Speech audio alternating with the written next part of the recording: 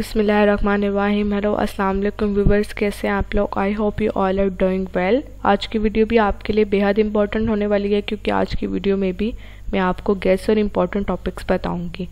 Previous video में मैंने fourth year की डेटाबेस मैनेजमेंट सिस्टम की जो बुक है उसके इंपॉर्टेंट टॉपिक को गैस मार्क करवाए थे और आज की जो बुक है वो सेकंड बुक है फोर्थ ईयर की जो है ऑपरेटिंग सिस्टम्स एंड नेटवर्क्स की।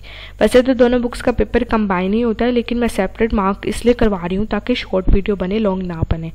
तो वीडियो को स्टार्ट करते हैं। बुक है आपके ऑपरेटिंग सिस्टम्स एंड नेटवर्क की। तो इसका पहला चैप्टर जो है इंट्रोडक्शन टू ऑपरेटिंग सिस्टम। अच्छा, सिलेबस मैं ऑलरेडी मार्क करवा चुकी हूँ। अगर सिलेबस की वीडियो आपने नहीं देखी तो आप मेरे चैनल से वो देख लें। उसके अलावा अगर आप वैसे PDF फॉर्म में सिलेबस चाहते हैं ना तो आप पंजाब यूनिवर्सिटी की वेबसाइट पे जाके सिलेबस लिख सकते हैं। आपको हर बुक का सिलेबस वहाँ मिल जाता है, तो आप वहाँ से भी ले सकते हैं। और डेटाबेस मैनेजमेंट सिस्टम के जो कैसे इंपॉर्टेंट टॉपिक्स जिन्होंने अभी तक नहीं देखे, मैं लिंक डिस्क्रिप्शन में दे दूंगी, आप पहले जाके वो भी देख लें। चलिए ये स्टार्ट करते हैं हम। इंट्रोडक्शन टू ऑपरेटिंग सिस्टम का आपका फर्स्ट चैप्टर है। इसमें जो इंपॉर्टेंट है वो एक टॉपिक है आपका मेन फ्रेम सिस्टम्स का। ये टॉपिक आप देख लें, इसके सब टॉपिक्स भी हैं वो भी देख लें, ये इंपॉर्टेंट टॉपिक है मेन फ्रेम सिस्टम्स। उसके बाद नीचे चलते हैं। नीचे आपका आ जाता है ऑपरेटिंग सिस्टम मोड्स। ये आपका एक पैराग्राफ है, आई थिंक सो 7-8 लाइन्स का, या इससे ज़्यादा भी हो सकती है। तो ये इंपॉर्टेंट है, आपने इसको अच्छे से तैयार कर लेना है। ऑपरेटिंग सिस्टम मोड्स और मेन फ्रेम सिस्टम, ये दो ही टॉपिक्स हैं ये जो पहले चैप्टर में इंपॉर्टेंट है। इसके अलावा जो बाकी सिलेबस तो है आपने उसको भी ज़रूर देखना, आपने बिल्कुल उसको भी स्किप नहीं करना है। जो बाकी टॉपिक्स हैं इनको आपने ऐसा नहीं कि बिल्कुल स्किप कर दें, इनको एक दो बार इन टॉपिक्स को भी ज़रूर देखें, इनके बारे में ना हो आपको होनी चाहिए। क्योंकि अगर बाय चांस अगर आपको पेपर में आ जाते हैं इनमें से कोई टॉपिक तो आप बिल्कुल नील ना हो, आपको एटलीस्ट थोड़ा बहुत पता हो, आप थोड़ा बहुत लिख लें कि आपको कुछ मार्क्स तो मिल जाएंगे।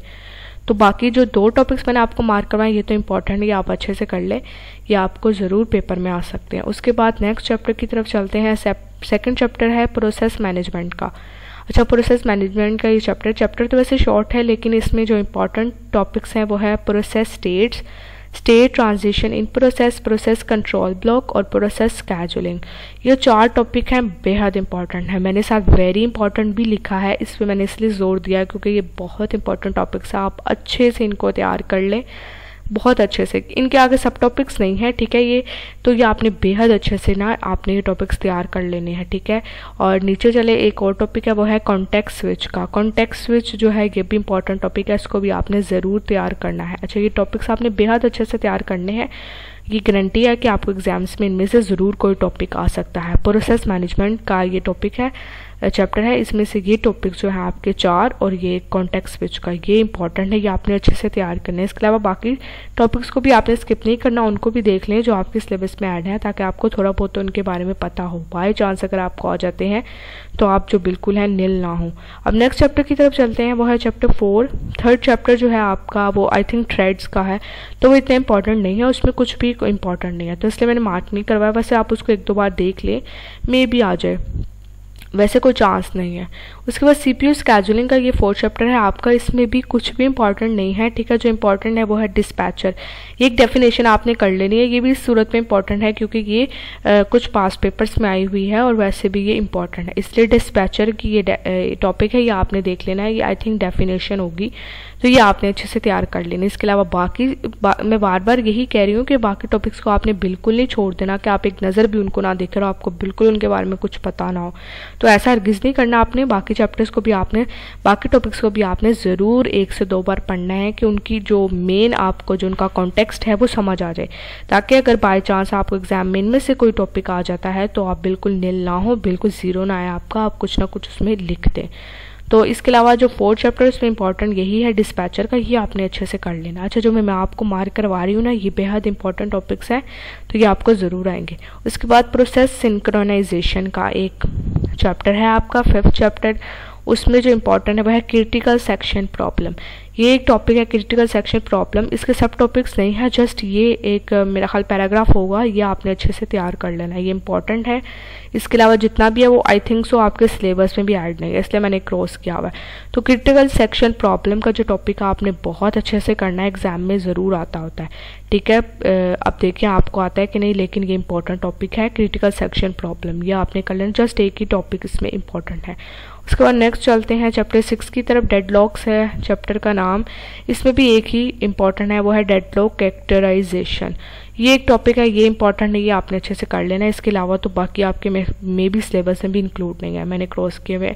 तो डेडलॉक्स कैरेक्टराइजेशन जो है ये आपने अच्छे से तैयार कर लेना। इंपॉर्टेंट टॉपिक है, बिल्कुल आपने इसको स्किप नहीं करना है, इसको आपने ज़रूर देख लेना है।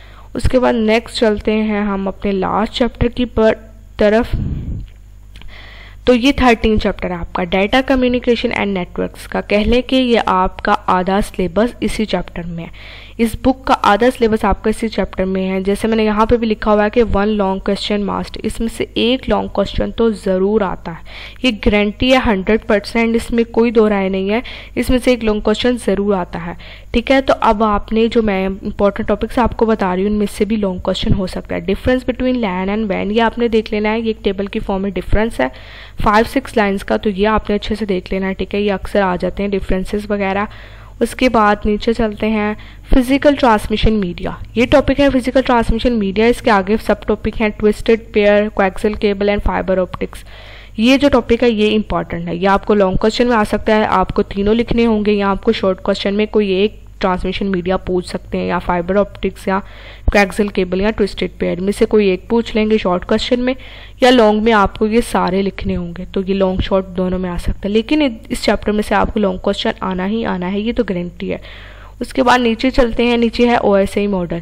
OSI मॉडल के जो आगे सब टॉपिक्स हैं ये सारे इंपॉर्टेंट हैं। विद माय पर्सनल एक्सपीरियंस मुझे भी OSI मॉडल की लेयर्स आई थी, मुझे फिजिकल और नेटवर्क लेयर पूछी गई थी, तो ये इंपॉर्टेंट है, ये आपने बिल्कुल स्किप नहीं करना है, इससे भी आपको लॉन्ग क्वेश्चन या शॉर्ट क्वेश्चन आ सकता है।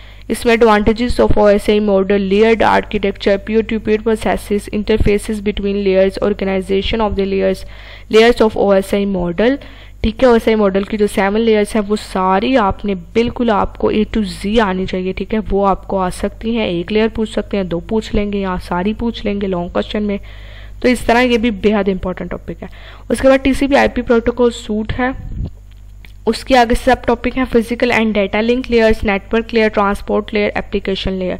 ये भी बहुत इंपॉर्टेंट टॉपिक है। वैसे तो आपको ये OSI लेयर्स जैसा ही लग रहा होगा, लेकिन ये डिफरेंट है, आपने इसको मिक्स नहीं करना है। ये TCP/IP प्रोटोकॉल सूट की लेयर्स हैं और वो लेयर्स ऑफ OSI मॉडल है, तो ये दोनों अलग अलग टॉपिक्स हैं, ये आपको अलग अलग आ सकते हैं। आपने इसको ये ना हो कि आप इसकी लेयर पूछी जाए TCP/IP और आप layers of OSI model, similar हैं दोनों लेयर्स लेकिन कुछ डिफरेंस है इनमें, तो इनको आपने अच्छे से तैयार कर लेना है। Network layer, transport, application layer है TCP/IP प्रोटोकॉल सूट की। तो ये 4 टॉपिक्स हो गए और ये OSI मॉडल के सारे टॉपिक, ये बेहद इंपॉर्टेंट, इनमें से आपको एक लॉन्ग क्वेश्चन आना ही आना है, गारंटी है ये तो। इसके अलावा जो है वो सारा मैंने कट किया, वो आपके सिलेबस में भी ऐड नहीं है। तो ये 13 चैप्टर आपका बहुत इंपॉर्टेंट है, इसको तो आपने बिल्कुल स्किप नहीं करना है। इसके अलावा जो बाकी टॉपिक्स हैं ना, ये टिपोलॉजीज वगैरह, ये सारे टॉपिक भी आपने 1-2 बार ज़रूर रीड करने हैं। मैं अगेन वही बात करूँगी कि आपने इनको बिल्कुल नहीं छोड़ देना और जस्ट ये मार्क करवाए कैसे आप तैयार कर लें, इनको भी 1-2 बार ज़रूर देखें, ताकि अगर आपको by chance with bad luck अगर आपको आ जाते हैं तो आप कुछ ना कुछ उसमें ऐड कराएं, कुछ ना कुछ लिखाएं, ताकि आपको थोड़े बहुत मार्क्स तो मिल जाएं। तो इस तरह आपने इनको बिल्कुल नहीं स्किप कर देना। तो ये था आपका सिलेबस, और सिलेबस कह रही हूँ, ये आपके गैस और इंपॉर्टेंट टॉपिक्स थे, ये आप अच्छे से तैयार कर लें, इंशाल्लाह आपका पेपर बहुत अच्छा होगा। इसके अलावा अगर आपको कोई और हेल्प चाहिए तो आप कमेंट बॉक्स में बता दिया करें। और डेटाबेस मैनेजमेंट सिस्टम की बुक पे मैं ऑलरेडी गैस और इंपॉर्टेंट टॉपिक्स मार्क करवा चुकी हूँ, जिन्होंने वो नहीं देखी अभी मैं लिंक डिस्क्रिप्शन में दे देती हूँ, आप वो देखें जाके और इससे आप तैयारी करें। जिन स्टूडेंट्स की मुझे स्टूडेंट्स के मैसेज आ रहे थे कि उनकी बिल्कुल तैयारी नहीं है और एग्ज़ाम सर पर हैं, तो उनके लिए यही है कि फिर वो ये टॉपिक्स तैयार कर लें, तो इंशाल्लाह उनका पेपर अच्छा होगा। और जिन व्यूवर्स ने अभी तक चैनल को सब्सक्राइब नहीं किया, काइंडली वो चैनल को सब्सक्राइब कर दें, और वीडियो पसंद आई है तो अपने फ्रेंड्स के साथ भी शेयर करें और वीडियो को ज़्यादा से ज़्यादा लाइक करें। और अपना बहुत सारा ख्याल रखेंगे। टेक केयर, अल्लाह हाफ़िज़।